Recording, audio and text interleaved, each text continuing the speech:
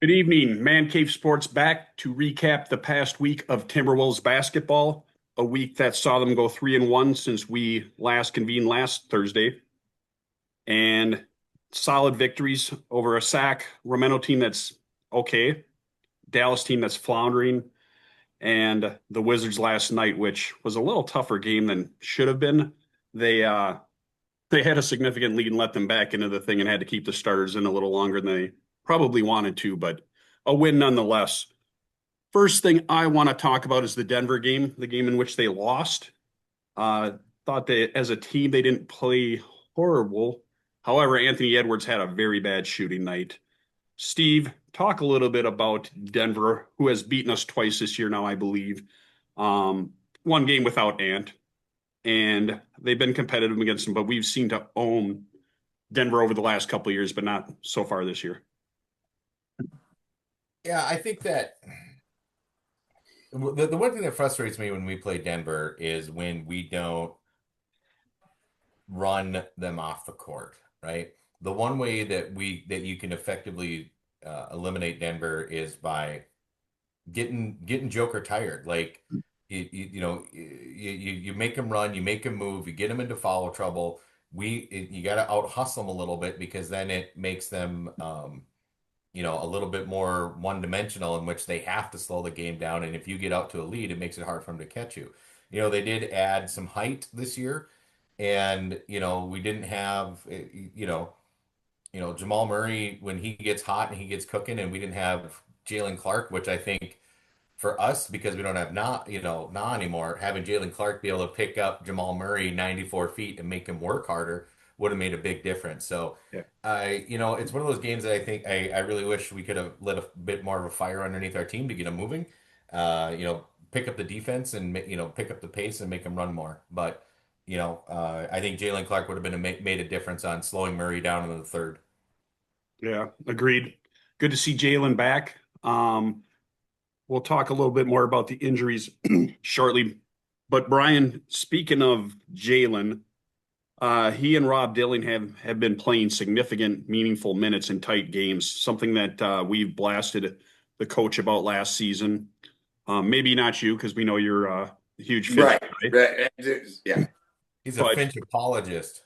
but nonetheless, Finch seems to have shown more faith in the younger players this year than he has in previous seasons. Talk about that because to me, I think the other night we saw Dillingham to Clark or vice versa in a tight game, and it was just like, wow, this is refreshing to see. He's actually utilizing that bench.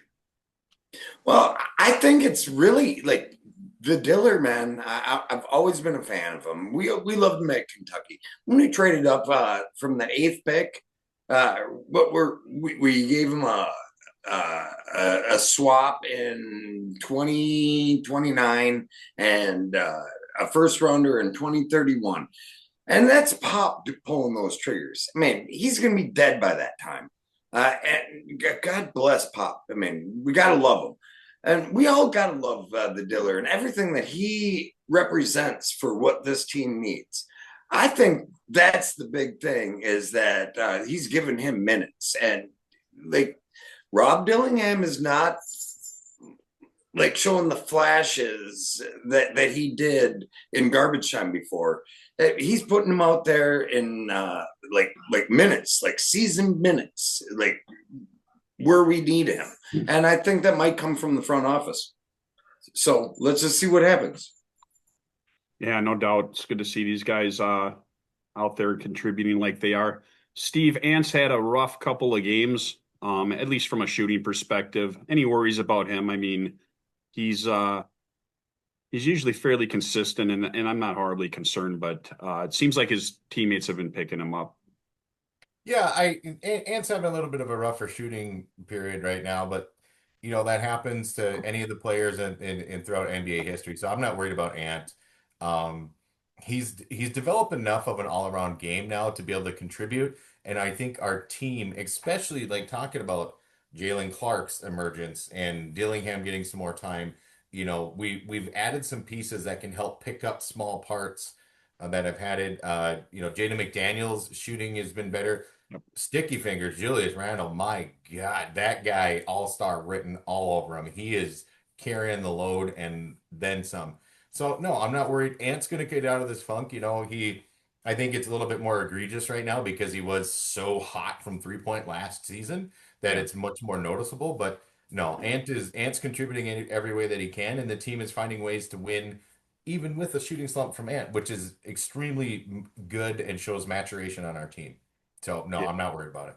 Yeah. Brian, talk about the other players' contributions, particularly Nas, because he had a kind of a rough start to the season. And as you saw last night, he came out on fire and Oh, that seems to turned have to blue. That turned to blue at the perfect time. Look at that.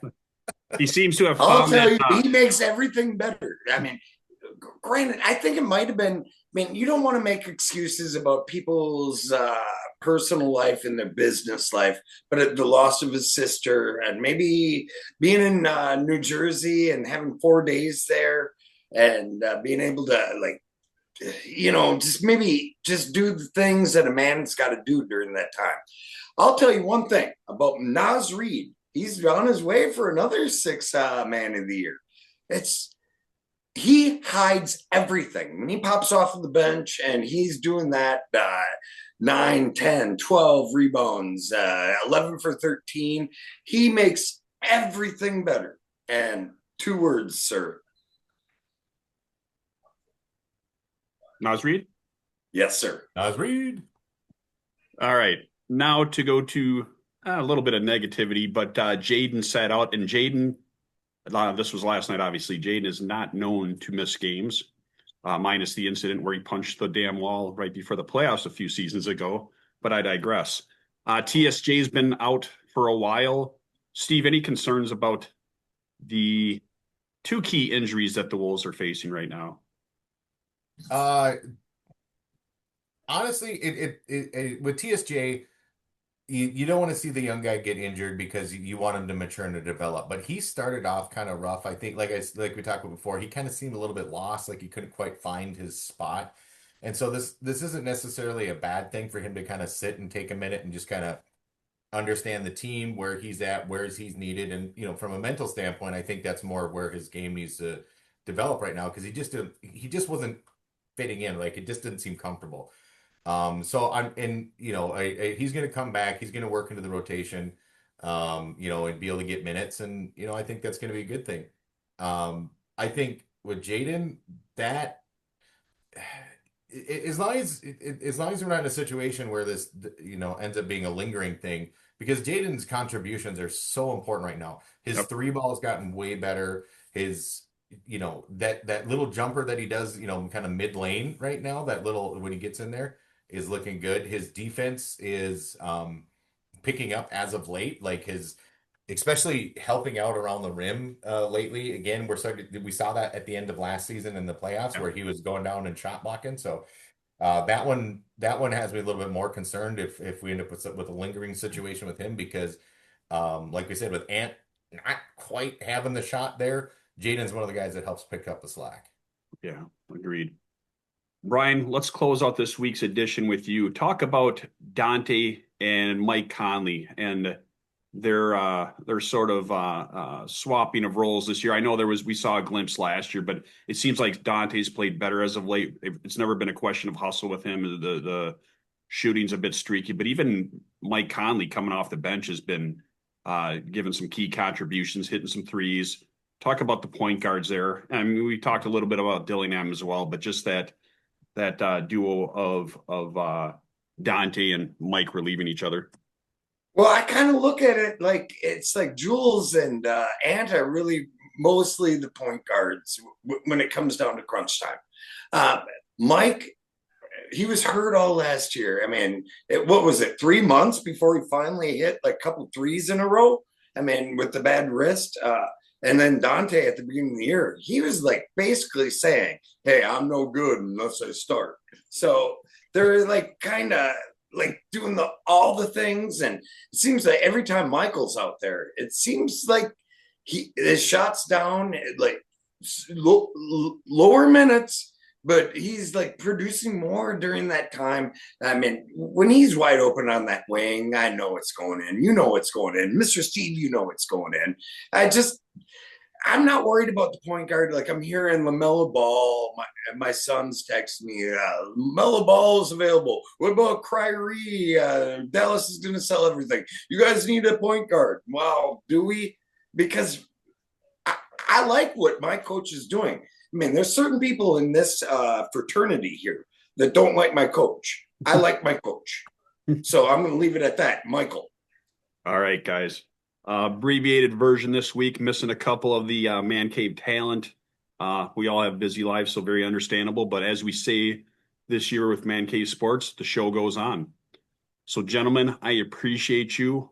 We will be back next week to recap, hopefully, some more Timberwolves victories, including our favorite thing in the NBA, the NBA Cup, which we play again tomorrow night against the Suns to hopefully move 3-0 before the big tilt next week against the Thunder.